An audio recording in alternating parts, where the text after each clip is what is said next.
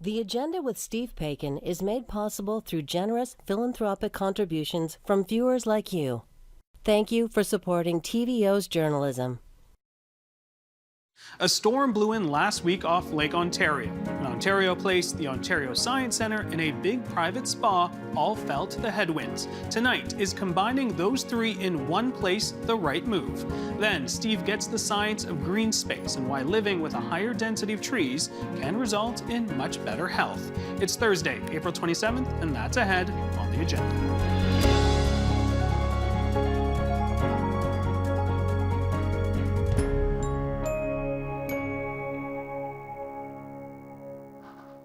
Built in the 1960s as ambitious public works, the Ontario Science Centre and Ontario Place are both beloved and a bit worse for wear.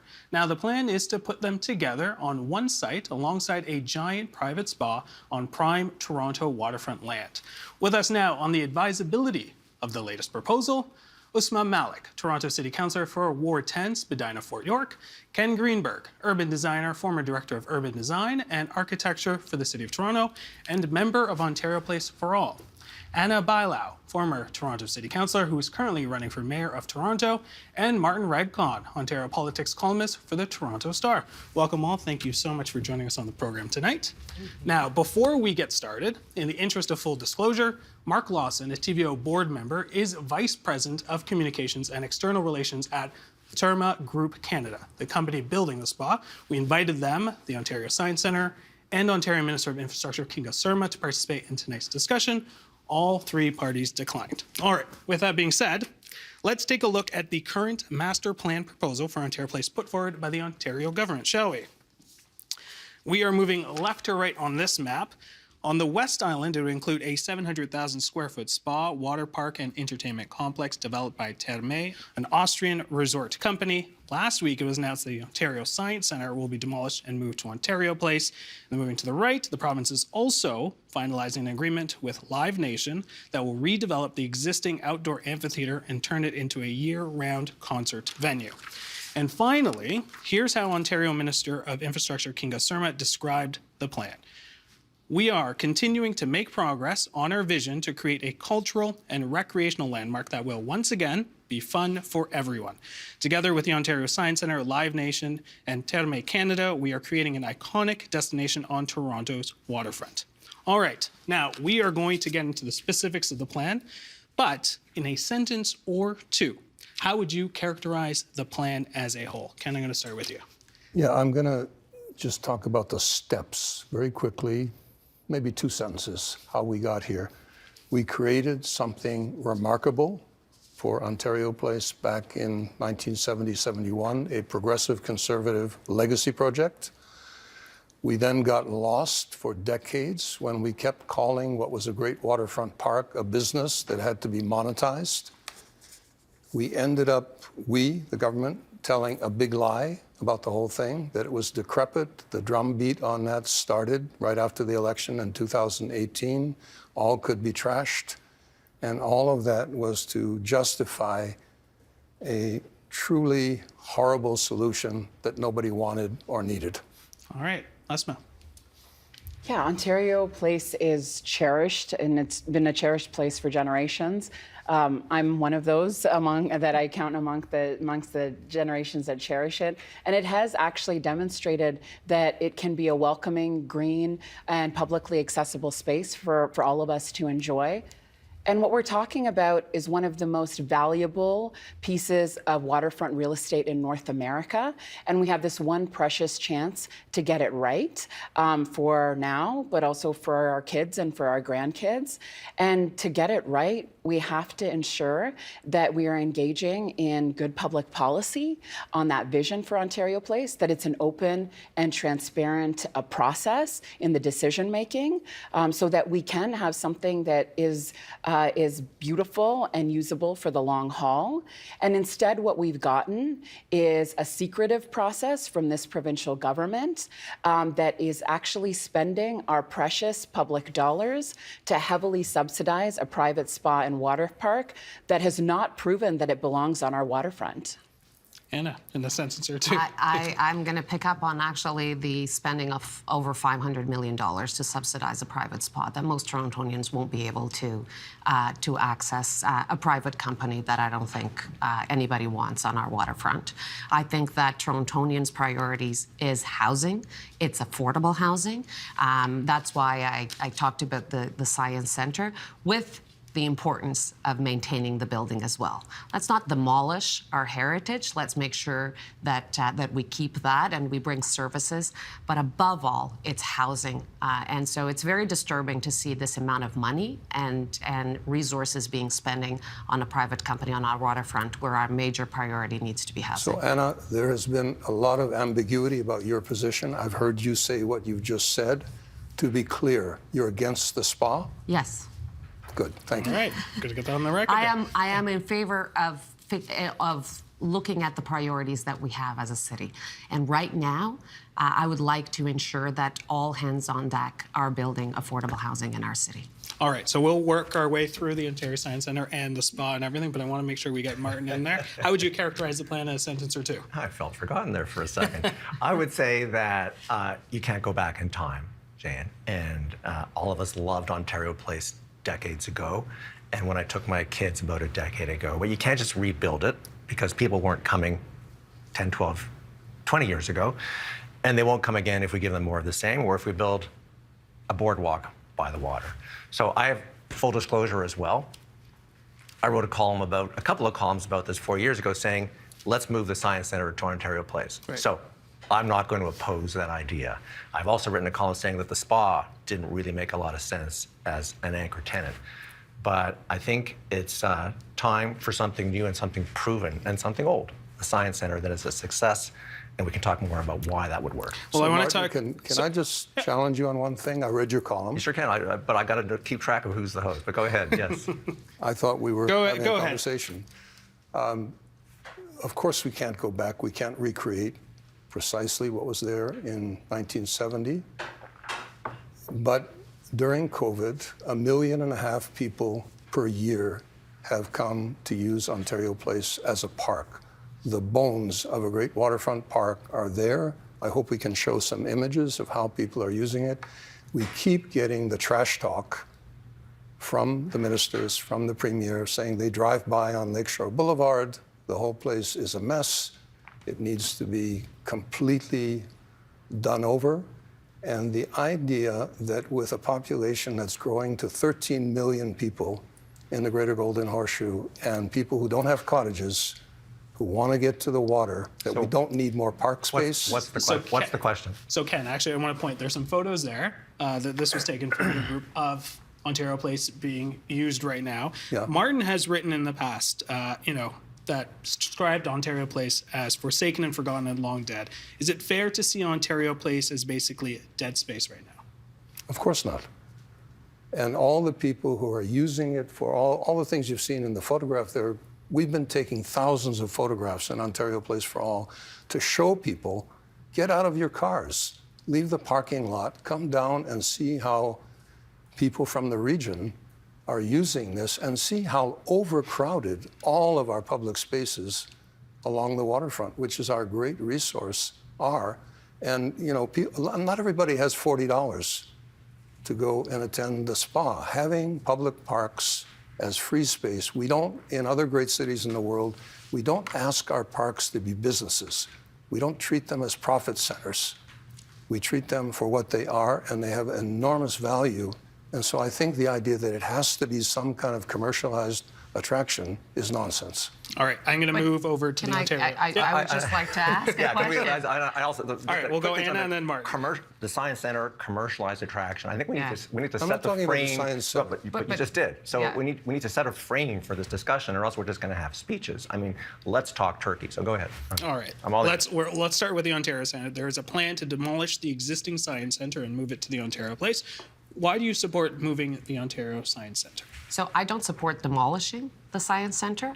I support building housing on those parking lots and bringing services to those communities as we maintain a heritage building that is part of that community. There is a housing crisis in this city.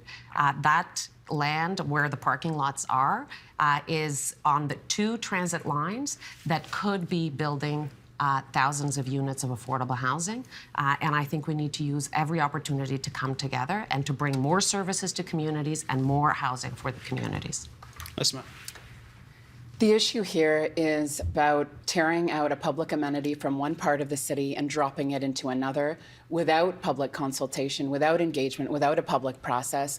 Decisions of this significance have to be made in engagement with the local community. We have Flemington Park, we have Thorncliffe. They should have been consulted, informed, and part of the decision-making process, just like we expect that around Ontario Place and the local communities, the downtown communities that I represent. The process here is deeply flawed, and whatever potential benefit is in line with this scheme is undermined by this incredibly problematic process. Martin, I'll get you to respond to that because, you know, there are the communities there, and that community has spoken out that this is a huge cultural hub. This is a place that normally people wouldn't be visiting. You get almost under 1 million tourists, I believe, is on record every year. Pulling that and moving it to Ontario Place and just putting housing, does that community lose its appeal there? That community would be gaining community services. That would be done in consultation with the community. When you're talking about workforce development or youth programs or seniors programs, you will develop a program with the community as well. My proposal is not to tear down the building, absolutely not. My proposal is to build affordable housing and to bring services to a community that needs it. That's what we need. Services, broad services for seniors, for youth, and work that with the community. Develop that with the community. Some might be around innovation. I mean, look at what we've done with things like the Brickworks or partnerships that we have with universities. That's what that community needs. It's actually an economic and community development plan to happen in that building to bring services across the people in the community and to build affordable housing. We have a great opportunity here. We have a housing crisis in our city. People in many of those communities are underhoused, overpaying in rent. People are getting pushed out of the communities because there's not affordable housing. And we have 2 transit lines right there that I think we need to make sure that we bring services to that community and affordable housing. How is it determined that it's either or? That you have to choose between a public amenity that's a destination. We have the Ontario line, the Eglinton Crosstown, that have literal stations that say the Ontario Science Centre station. That is a part of that community, and that community deserves local services and infrastructure and housing. And it's a false a dichotomy. Can I jump in here, because I think we're hearing a lot of storytelling. I mean, life is about storytelling. Ontario Place is about history. The Science Centre is about history, but it's also about the future. And I'm glad you raised the name change. And of all the reasons I can think of to not expand and share the Science Centre as a chance to renew Ontario Place, about which I'll talk about in a second, your point about it being alive and full of vim and vigor today. We change names all the time, for better or for worse. With all due respect, if I can just Martin? finish, Asma, because I listened to you. Yeah. Maple Leaf Gardens, Sky Dome, the Bell Place, Scotiabank, this, that. I mean, of all the reasons to keep the Science Centre locked in place, that there was a placeholder of a name for the transit line has to be the worst. The name is about a destination, The second right? worst would be to say that we have a subway line there that will be opening up new doors for people in that entire neighborhood. And so we can't move a thing. Look, I took my kids to Ontario Place up until the very end. And there was nobody there, just me and my kids. Yeah, if I can just tell you, because I was there and you weren't when I was there with my family. So you're arching your eyebrows like it's not possible. Are you talking about the last 3 years? No, I'm talking about the last dying days of Ontario Place as a destination attraction. What year are you talking about? My kids and I came back in 2006, 2007. Okay, but 2008. since then, decades have gone by. If I can just finish, my point really is that, because we have a talking spoon here, so let's try to share. We're all about consultation. So the thing is, Ontario Place lost out to Canada's Wonderland. It lost out to the beer garden. If you think of it as a theme park, it's not a theme park. If I can just complete one thought, Ken. So Ontario Place had water slides. It had beer gardens. It had the IMAX Cinesphere, built at the time of Expo 67. And Ontarians weren't going to Ontario Place anymore. So we've had 10 or 11 years of stasis where it was closed and nothing was happening there. And I have not heard great ideas. You seem to love your own idea, but I have not heard the people of Toronto rallying behind the idea of a boardwalk or a casino or a Ferris wheel. The Science Center is a proven attraction, and the best place to bring it back to life is in this jewel of a location, because location matters. And so we can keep part of the Science Center or we can move it all, whatever works. But don't let inertia and nostalgia get in the way of the future. All right, I've listened to you carefully. I'm going to give you 12 reasons why moving the Science Center to Ontario Place is a terrible Can't do idea. 12. Give us your top. Here they go, rapid fire. 50 years ago, we made a really important decision that not all the major cultural institutions would be in downtown Toronto, that some of them would actually be in the inner suburbs, serving the variety of population that we have. That was a great decision of the progressive conservative government, and we had Metropolitan Toronto of the day, and the Science Center was one of those institutions. Putting everything in one location, as the Premier said, getting 10 million people a year to arrive at one spot on the waterfront, hyper-concentration makes no sense. Two, the communities, Flemington Park and Thorncliffe Park, have spoken up and said how important this is to their communities. Three, the irony, it's no longer isolated. We're building a subway and light rail right to the doorstep with the station with the name. In terms of intensification, all four corners of Don Mills and Eglinton are being developed for tens of thousands of people. As we speak now, the cranes are there building on those sites. There is room on the uplands, out of the hazard lands, to build more housing, Anna, in the parking lots without touching the Science Center as a science center. The land, the 81 acres owned by the Conservation Authority, we learned a lesson in Hurricane Hazel. So for the Premier to be talking about building in hazard lands makes zero sense, and it's not going to happen. Can I get Anne to respond to some of those points right now? Okay, I can finish this real quick.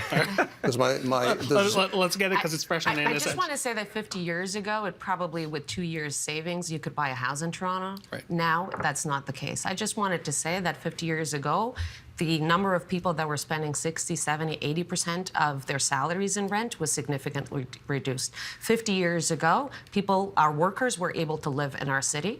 50 years ago, we had services across the city. What I'm saying is we need to stop finding excuses to build housing and actually look at what is the opportunity, every opportunity, especially when we have government land that we know brings affordability down. We know that when we have government land, we can actually produce housing, the affordable housing that we need. We have this land here that is on 2 transit lines that we need to use for much needed affordable housing in our city. Not the only land. Is the Ontario Science Center the only? No. It's not the only land. There's a lot more land that should be used, but this is an example of a community that needs affordable housing, that needs services as well, that needs services. And I am not saying that let's not have services of innovation in there, but let's work with the community using that building to build the services as well and to build affordable housing in there. That's my priority. For me, that's my priority, and to make sure that we actually at Ontario Place have something that is of a public institution. Because everybody's been talking about the spa, but I mean, why not make sure that we have a state-of-the-art public institution as well in our waterfront? Okay, I'm just going to go straight to the last point, which is dealing exactly with what you said. The Science Center that is proposed at Ontario Place is half the size of the existing Science Center, 250,000 square feet versus 586. Suddenly, it's less important, it's less interesting. Oh my goodness. Can I finish, Martin? Of course you can, but Okay. really, size doesn't always matter. Major logistical problems. To get to the little diagram they've produced of the Science Center, it's a little pavilion that is dwarfed by the ticketing pavilion of the spa right next to it. You have to go into a tunnel. The Premier keeps saying you're going to get a new building. In fact, you're not getting a new building. You're repurposing the pods, which are much more complicated to repurpose than upgrading the existing Science Center where it is. What it ends up being is a little saddlebag nestled up against this gigantic, monstrous spa, which, according to the designers, is the size of the BMO Field Stadium.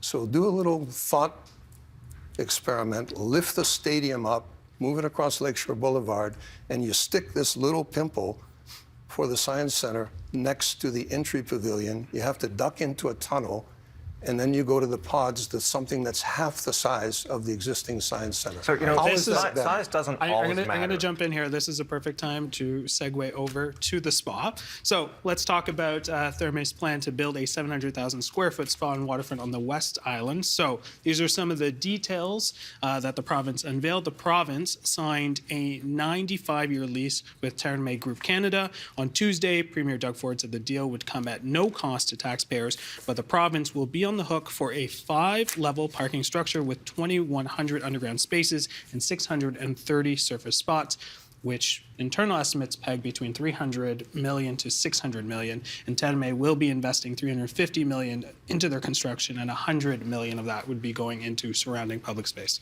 Asma, those details, what do you think about the plan overall for the spa? Well, just earlier this month, we heard from city planning, and the province has, agreed to cooperate with the city's development application process. And it was the first kind of close look at the development application and a public position from city staff on what they saw, and the size and the massing of the building, the unacceptable limitations of public access, the concerns around meeting our climate and environmental leadership goals. The fact that an environmental assessment has been blocked around this, the removal of 800 mature trees, all of it is adding up to say that this development application is not proven that it belongs on our waterfront and is not actually working in the interests of the city, of Torontonians, and Ontarians at large. Martin, I'm going to come to you, and then Ken, I'm going to come to you after. Thermae will invest $100 million in the public space around the spa and water park. In the ad, Thermae said that they will restore the spirit of Ontario Place for everyone. We know how your visit was in 2006, 2007. Does this plan do that?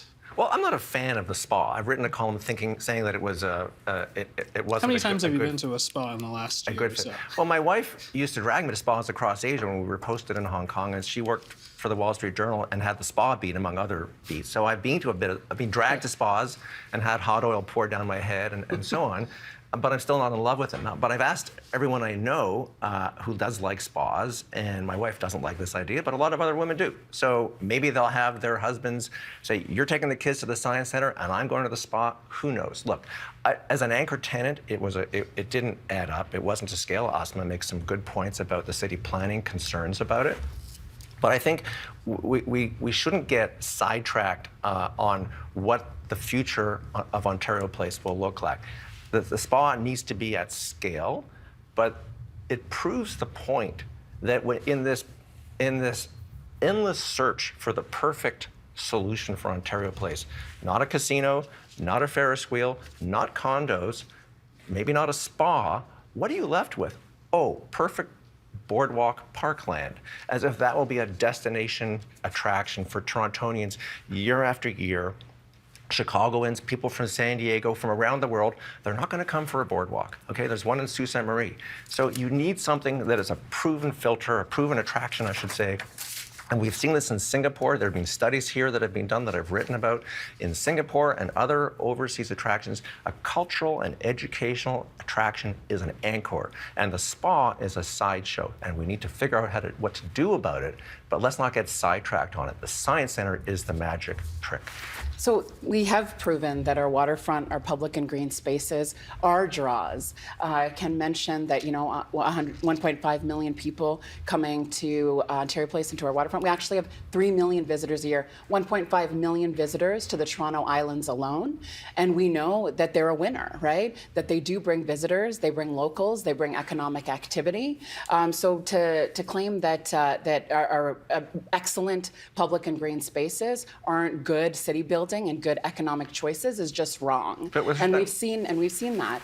And as far as I understand, in the Premier Ford's second favorite city in Chicago. We have seen that play out. We look to Chicago and its waterfront as an example because of Millennium Park, because of the public and green space and the access to the water that you have there. So if we're looking at being a world-class city and looking at the best examples, we have a number of them. Right next to Ontario Place, we have Trillium Park, a fraction of the cost of what we're looking to spend to rehabilitate Ontario Place, and that is a packed destination. You should go there anytime that the weather is good, and even when it's not. We're building in the Portlands, thanks to the leadership of Waterfront Toronto, a public park that is going to be a destination playground for locals and visitors alike, and it does make sense. It does make good economic sense, as well as making sure that we're actually building something green, publicly accessible, for generations to come. And all I'm hearing is a mixed message, though. Bring back Ontario Place. Ontario Place was the dream of Ontario and the progressive conservatives of John Robarts and Bill Davis era. But actually, what we really want is parkland. I think what we need is something special, extra special. It was that's proven. extremely special. The collaboration of Michael Huff, one of the pioneers of an ecological approach to landscape, Everhard Zeidler, one of our foremost architects, created a truly unique form of public park. That's what they called it. You talked about Sault Ste. Marie and a boardwalk. I have an answer for you. Central Park, the Golden Gate Park, the Bois de Boulogne, Chapultepec, you name it. That's what the great cities in the world are known for. Our genius loci, our genius of place is our relationship to our lake. It extends not just at one dot, it's all the way from Cootes Paradise, all the way to the Scarborough Bluffs, all the way along. Millions of people, the people coming to live here, who do not have cottages in the Muskokas, come, they use, it's an issue of equity. It's an issue of what belongs to the people. When we go to other cities, we go to the places that locals love. Those are the most interesting places. And I don't have a cottage, Ken, just for the record. How does having the science center in the waterfront is actually not going to help with that? How equitable is that? Like, people can't afford to live in our city right now. I think Chloe Brown's idea. We have to build housing. Okay. Can I ask this question to Anna? We've mentioned this is prime real estate in Canada. If you think about it, what is this space for? Is it potentially a giant central park? Like, what is this space for? The waterfront. I think it is public space, but that's why I believe that the science center would be a good location for it. It has proven. We actually had experts doing studies, as per your article, Martin, doing studies on how it makes sense to have the science center in the waterfront, right? So we know that it can work, but most importantly, it will free up the existing building to bring services to that community, to work with that community to create a vision for services and for affordable housing as well. Okay. So you can have, I'm going to parse the two ends of the Ontario line. At the Science Center, you can have an enormous amount of housing happening at the four corners around the combined subway stop and light rail stop, including the parking lots of the existing Science Center when you get out of the hazard lands. Nothing stopping you from keeping the Science Center. The Science Center, as I understand it, actually had plans not to move Holus Bolus to the waterfront and do a half-sized facility, but to actually do a branch that would do real science on the water, that would have exhibitry related to climate change, related to dealing with the environment, with the hydrology, with all of the aspects that we're so focused on nowadays, in addition to So, Ken, were we science agreeing that the building can have more than just science? It can have all kinds of community services. It could have some science as well, and it could have you can have the housing as well. I'm saying you can have the housing. What we're getting Can I jump in, Joe, is and just- a mini version Let's of go the to the Science Science Center, awkwardly shoved up against this thing which dwarfs it, half size. But I think we all agree on the You spa do. issue. We all agree. I mean, I think I've heard here that we all have issues with the Right. proposal on the spa, and I think planning and the city and the If city. you want to talk about science, Can I jump in and building- make an important point here that you're talking about size and sprawl of the Science Center as if it dare not be resized in any way. I've been to the Science Center with my kids as well, and it is a sprawling, brutalist piece of architecture that many people love, and maybe it'll stay. But the idea that to resize it and make it better and more functional and more attractive at Ontario Place, why is that wrong? I mean, the pictures of kids with their hair standing up, that's from the space What's age. wrong is moving a public amenity from a community without consultation. You're talking about consultation after the fact. The Ontario Science Centre isn't just a building that sits alone in a vacuum. So, Asma, it is if a the- source of if jobs. the It is a community- source of community, if the people of Ontario community supported it? resources, and it needs to be, any decisions around its future actually have to engage the community before the decision is made, not after the fact. So we can talk about improvements to Ontario Place. We can talk about improvements to the Ontario Science Centre. We can talk about your memories with your kids, which is really important, and I very much like You've to met hear my it. kids, so I'm yes, sure you- and I'm it's sure you really have to listen to wonderful. that. But what we're talking about right now is a process, and a process that has been secretive, Okay, can that I- has not been okay. engaging the local community, and has not been working in the community's interests, is always going to be deeply flawed and not going to get the best outcome that we're talking I about. only have a few- Let's I only talk have a few substance then. minutes. Martin, do you mind? If the public supports it, you okay with it? I would like to hear that. I would absolutely like to hear that. And if that's the case, then we can work with that. But to, overnight present this to a community and say, why aren't you happy, is really not All acceptable. right, Asma, I'm going to stay with you. We only have a couple minutes and a couple questions I still want to get to. I'm going to quote the Premier. Doug Ford said, "I always respect that Toronto is the host city, but last time I checked on the sign out there, it doesn't say Toronto Place. It says Ontario Place." Who ultimately decides the fate of Ontario Place? Well, just yesterday, I was very encouraged to hear in a press conference with the Premier that he wants to work collaboratively and cooperatively with the City of Toronto when it comes to the future of Ontario Place. And I hope that that is demonstrated in the way that we move forward on this proposal. Like I said, the province did agree to cooperate with our development application process. Of course, we've known all along this is primarily the province's land, and the decision-making very much lies with them. We do have some really important levers at the City of Toronto, and one of them is that we have 16 acres of city-owned land that goes through the tenanted area and the public realm of Ontario Place.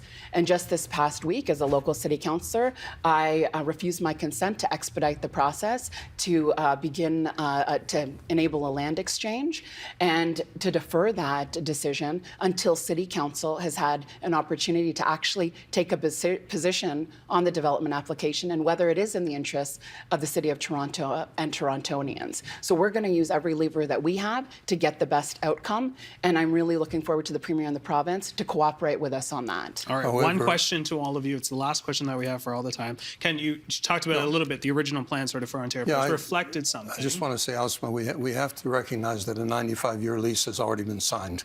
So cooperation is great. We're being told it's a done deal. The word Ontario comes from the Iroquois Canadario, which means sparkling water, and it referred to the eastern end of Lake Ontario. It doesn't refer to an Austrian spa.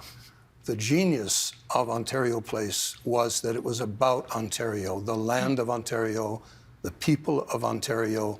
What we're seeing has nothing to do with that. The fact that all these spas that Therm has done are identical wherever they are in the world. You Google the images, they all look like cookie cutter images, speaks to something that simply doesn't make sense. So who gets to decide? I'll take the Premier at his word. If this is going to be collaborative, if it's going to involve, he seemed to be suggesting a much more conciliatory tone. Let's involve the people of Toronto. Let's work with the Conservation Authority. Let's work with the local communities. I think Asma has said it right. We have to go back to the drawing board. First thing is to get the spa off the site.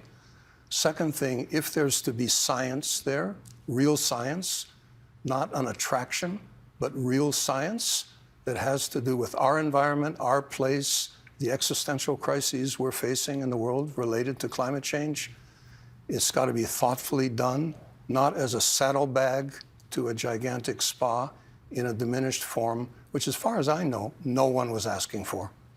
All right. Last two questions go to you. What do you think this current plan says about Ontario's identity now? Start with Martin.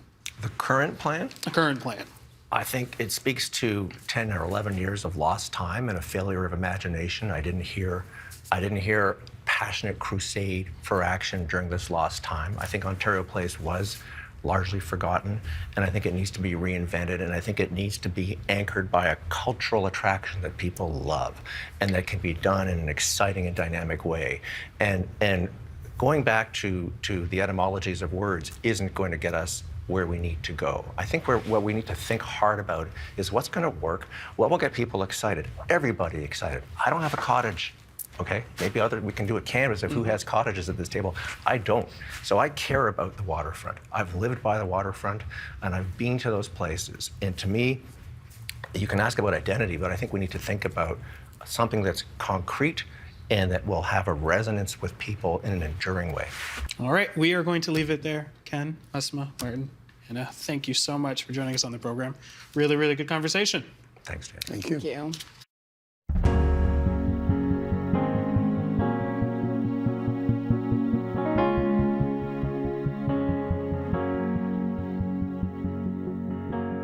It's certainly more beautiful to be surrounded by mature trees than endless concrete and traffic. But research now also shows it could well be better for both your mental and physical health as well.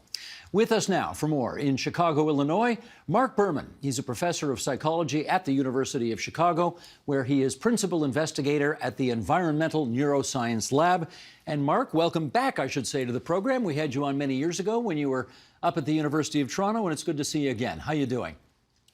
Great, I'm doing great. Thanks for having me again, Steve. Excellent. Now, you have described green spaces as not an amenity, but a necessity. How come? Well, we've done research showing that having green spaces near the home in your neighborhood is related to better health. It's related to lower crime. It helps to reduce depression. It can help our performance in school. So, these green spaces are not an amenity. They're really critical to successful human functioning. In fact, I think I've heard you use the expression, if trees die, people die. How do you make that direct link? Yeah, so there was some interesting work done a few years ago where they were looking at the emerald ash borer bug that killed many ash trees in the Midwest. And what they found is that after this invasive species destroyed many of the ash trees, years later, there were spikes in mortality that they linked to the death of all of these trees.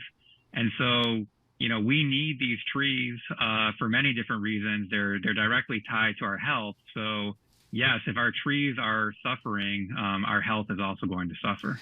Now, conversely, when you were back at the University of Toronto, you did a large study, I gather, involving more than 30,000 people. What did you find out from that study? Yeah, so from that study, we were looking at how different levels of green space in different neighborhoods of Toronto were related to health in Toronto. So we actually had two data sets to quantify green space. One data set had a satellite image that flies over the earth that we could quantify all the tree canopy in the different neighborhoods of Toronto. We also had a really incredible data set from the forestry department at the University of Toronto, where they actually had people go along and catalog all the trees on public land in the city of Toronto. So these were mostly the trees on the easements between the street and the sidewalk. So we had data on all 580,000 trees in the city of Toronto. We knew the species of each tree and the diameter of each tree at breast height, meaning we knew how big the tree was. And from that, we could calculate how much tree canopy every single tree provided. And what we found is that if you increased the amount of trees in every neighborhood by 10, you could significantly reduce stroke, diabetes, and heart disease, and also have people actually feel healthier. And that those effects, if you tried to get that with income alone, you would need to give people thousands of dollars, make them years younger to get those equivalent benefits. So just this modest intervention of having more trees was related to significantly better health. We are going to get to the whys behind all this in a bit, but still, let's make the case a little further here, because I imagine people can understand how it would have a very therapeutic, positive effect on you if you were to be walking in nature among trees and foliage. Let's see how deep the connection goes. What if you're in a hospital room and all you can do is look out the window and see trees, but not actually walk among them? Does it have the same impact? Yeah, in fact, it does. And it's a surprising result. And this was a result by Roger Ulrich, where he was looking at a single hospital corridor in a hospital in Philadelphia. And just by kind of random chance, some of the windows out of these hospital rooms had a view of modest nature, some trees or some grass. And some of the rooms on this same hospital corridor had just views of a brick wall or of asphalt. And it turns out the patients who had the views of nature out of their hospital rooms, they recovered from gallbladder surgery a day faster, and they used less pain medications than those patients who had the views of the brick wall or asphalt. And so what's kind of interesting about this is that suggests that there's something about the aesthetic of nature, being able to see it or hear it out of your window, that might lead to these benefits, in addition to trees cleaning the air and maybe encouraging people to go out and to exercise. Now, again, all of this makes a certain amount of common sense, but you go further. Talk about the impact that green spaces can have in actually reducing crime. There's a connection there? Yeah, so we have theories that one thing that nature might do is help to replenish our attention, so our ability to focus and concentrate, and we think that's related to self-control. And there were some interesting studies looking at public housing projects in the U.S. where they looked at views out of the window in these public housing projects. And like the hospital study, people are just randomly assigned to these different apartments and public housing projects, just like people were randomly assigned to the different hospital rooms. So it's not like healthier people had the views of nature in the hospital room. It's not the case that wealthier or more educated people had the rooms in these public housing facilities that had more nature out of the window. And it turns out people that had the views of nature out of their window, they were less aggressive and there were less reported crimes in public housing projects as a whole that had more nature around them.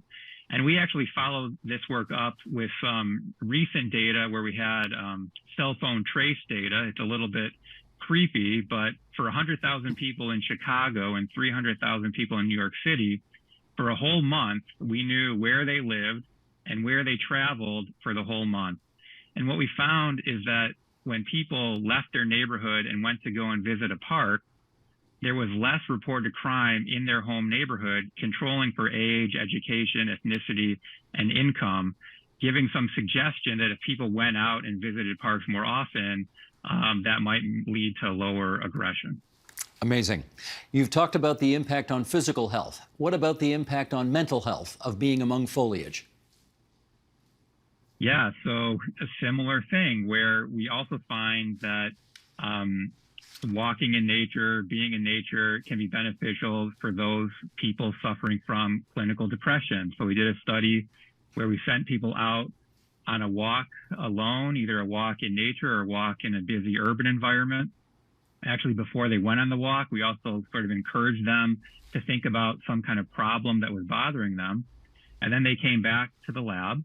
And what we found is when these patients walked in nature, they showed significant improvements in their memory and attention compared to the walk in the urban environment. In fact, these effects were stronger than what we find for people who don't have clinical depression. So I wouldn't want to suggest that interacting with nature might be a replacement for standard forms of depression, such as talk therapy or pharmacological interventions. But I do think it's important to think about nature interventions as being a supplement to those existing therapies, or maybe for people that are having difficulty with those treatments, possibly being prescribed some intervention of interacting with nature more often might be beneficial for clinical depression. And other people have found similar effects for kids with ADHD, or even women who are under great distress, having been diagnosed with breast cancer. That interactions with nature have been very salubrious for them. Okay, it begs an obvious follow-up here. You say interactions with nature. Are we talking about a 10-minute walk in the park? Are we talking about you got to be in there for 6 hours going on a long trek? What are we talking?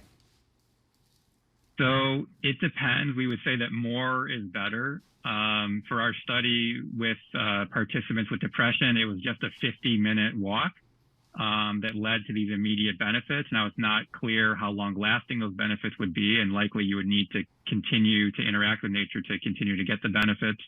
For the breast cancer patients, it was about interacting with nature about 2 hours a week for about 8 weeks. But you don't have to go to Algonquin Park to get these benefits, although I encourage people to go to Algonquin Park. You know, the kind of nature that we're talking about is your local park where you feel safe, where you can kind of let your mind just be automatically captured by the nature stimulation in the environment. Okay, we are, I promise people, we are going to get to the why this works. But one more question first of all, and that is, since you have essentially proven that it does work, it presumably makes a great deal of sense for, I don't know, governments, provinces, people, institutions, anybody to go out and plant a lot more trees. Are we in fact doing that? I think we are to some extent, and there are tree planting programs around, but I think we could do a lot more. For example, I think you could easily try to increase tree canopy in Toronto by 10%. It would cost money. Trees aren't free, and they need to be cared for, so there's a maintenance cost. But like we showed with the health study, you get health benefits, physical health benefits, mental health benefits. People are more productive. They may cooperate with each other more. People may have greater self-control. So I think when you think at the long term, I think the planting more trees kind of pays for itself. And there I'm just talking about these mental and physical health benefits. There are other benefits of trees, such as providing shade, they'll help with water, getting rid of pollutants in the air. So, I mean, a myriad of benefits. I mean, this is the classic, the old muffler commercial. You can pay me now or you can pay me later, right? We can solve these problems upstream, or we can wait till they've happened and then try to clean them up downstream. Seems to make sense to take care of it upstream. Okay, let's get to the why. What is the link that you have discovered between more foliage, more trees, and improved physical health, mental health, less crime, better memory, etc.? So we think a lot of it has to do with attention, and we think that humans have two kinds of attention. So one kind of attention is called directed attention, or sometimes it's called top-down attention.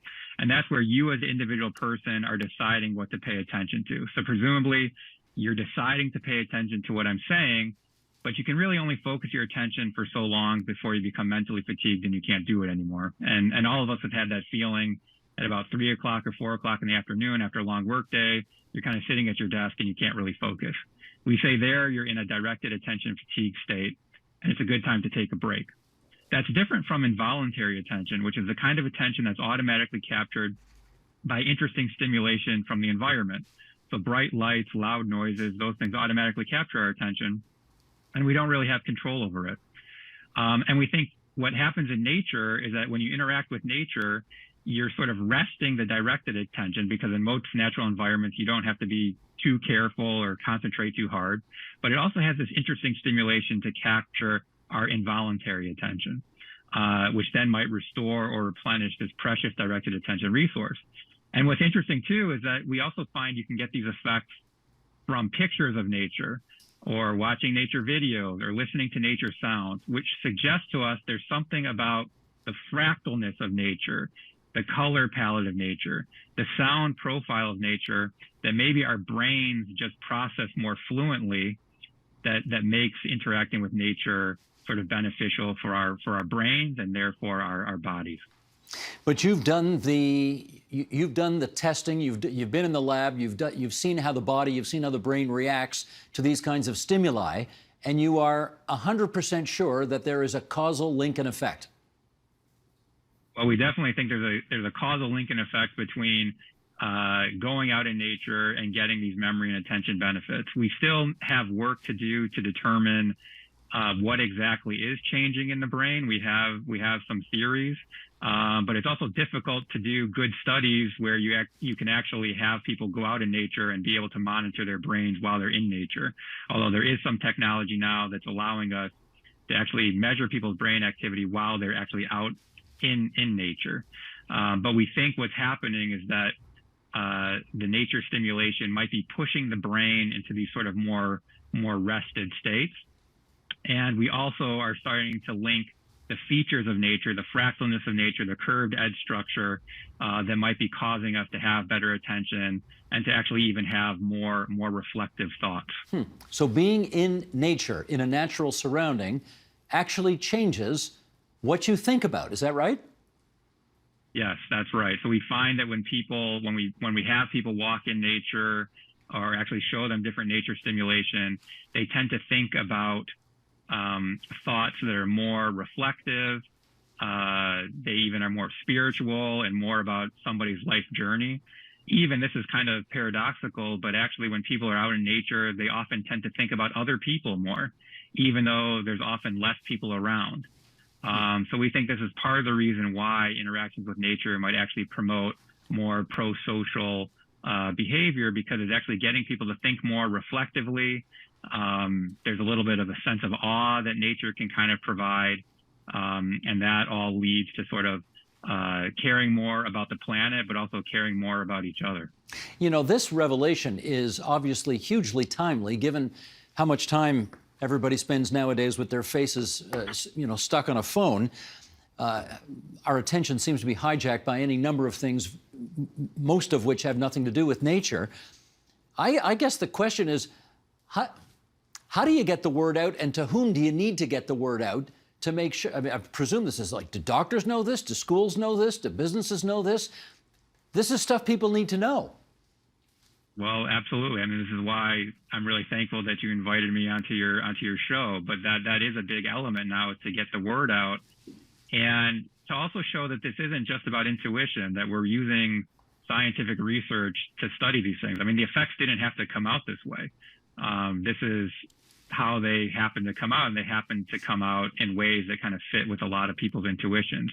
One thing that's a little bit counterintuitive about some of our findings is that you don't even have to like the nature interaction to get some of the cognitive benefits. So in the studies where we had people walk in nature, some people walked in June, where it was about 80 degrees Fahrenheit or about 25 degrees Celsius. People loved the walk, and they showed really healthy memory and attention benefits. But we also had people walk in January when it was about, 25 degrees Fahrenheit or -4 Celsius. People did not enjoy the nature walk, but they still showed the same cognitive benefit as the people that walked in June. So to get a lot of these mental benefits, you don't even have to enjoy or like the nature interaction to get the benefit. So I think that's pretty fascinating too. Agreed. But I think there's, to get to your larger question, I mean, I think again, it kind of goes back to, we just think nature is pretty and it's nice, and yeah, if we had money, we should pay for it, but it's not a necessity. And I think what our research is saying is actually, no, it is a necessity. We need it to have good human flourishing, and we need it to protect our planet from climate change. All right, in our last minute here, I'm going to do something incredibly unfair to you, given that you don't live here, you're not from here, you probably aren't even aware of this issue happening, but I'm going to drop you right in the middle of one of the biggest political controversies we've got going right now. And that is, you may remember from your time at U of T, that there is a park down on the waterfront in downtown Toronto called Ontario Place. It was a theme park, amusement park built, I guess, about 50 plus years ago. And it's fallen on hard times. It's been closed down for a very long time. And the current government of Ontario has a plan on how to reinvigorate it. It wants to take the old Ontario Science Centre from Midtown Toronto and kind of rebuild it down at Ontario Place, and at the same time build at Ontario Place a giant privately owned and operated spa, which would be run by a company out of Austria. And I wonder whether you'd be so bold as to give some advice to policymakers, since this is all, at the moment, lines on a chalkboard and not exactly completely thought through. Give them some advice on what they have to make sure they get right about this. Well, I am familiar with Ontario Place, and it seems like a really nice parcel of land, on the lake. And I guess my advice would be to preserve as much of the green space as you can there and make the green space accessible. So one thing that I didn't mention before, but when we did our study looking at health, green space, and health in Toronto, we found that the trees that were on public land had a stronger effect on health than the trees on private land. And I think that's because we all have more access to the trees on public land. So my recommendation would be, whatever they do, that to think really carefully about not just preserving green spaces there, but maybe increasing the amount of green spaces there and making it more accessible to everybody in Toronto to use. I think about High Park in Toronto. It's a fantastic place for restoration.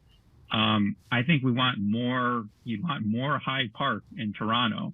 And so if you could make Ontario Place into another kind of park like High Park where a lot of people could access and having it being right on the lake, I think it would be hugely beneficial to the city of Toronto. So that's what I would encourage policymakers to think about. We are going to send this interview, Mark, to the Premier of Ontario, to the Minister of Infrastructure for Ontario, to the Minister of Tourism and Culture for Ontario, and make sure that they get your advice. And in the meantime, we are going to express our gratitude that you could find some time to be with us from the University of Chicago today. Thanks so much, Mark Berman. Thank you so much for having me on the show. It was my pleasure.